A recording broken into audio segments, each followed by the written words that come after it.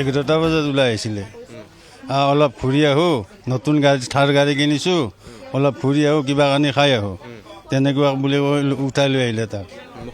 মকিবুৰে আপোনাৰ নাতিক হয় নাতিক সেই কথাটো মাকে গম পাইছে মাকে পিছত ফোনত গম পাইছে উঠি অহাটো গম পোৱা নাই মাকক ফোন কৰি যেতিয়া ভাত খাব লাগে তেতিয়া ফোন কৰিলে টিকলা তই ক'ত আছ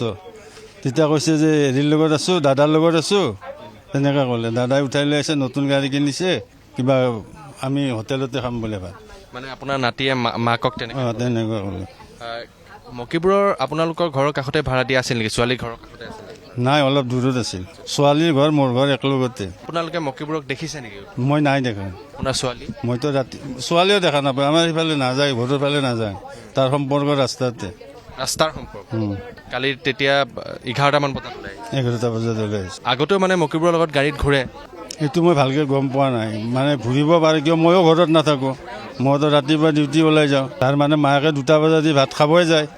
ভাত খাব নোযোৱাৰ কাৰণে মাকে ফোন মাৰিলে টিকলা তই ক'ত আছ তেতিয়া ক'লে মই দাদাৰ লগত আছোঁ মই আজি গাড়ী কিনিছে দাদাই মই হোটেলতে খাই লওঁ তেতিয়া আৰু মাকে ফোন কৰা নাই আৰু তাৰপিছত গধূলি যেতিয়া 5টা বজাত 6টা বজাত ঘৰ বনাই তেতিয়া মাকে ফোন মাৰিছে ফোন চুইছোঁ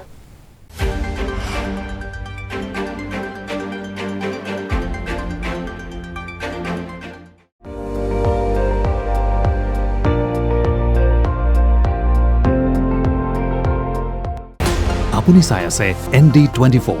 সৰ্বশ্ৰেষ্ঠ নহয় সৰ্বোত্তমৰ দৌৰ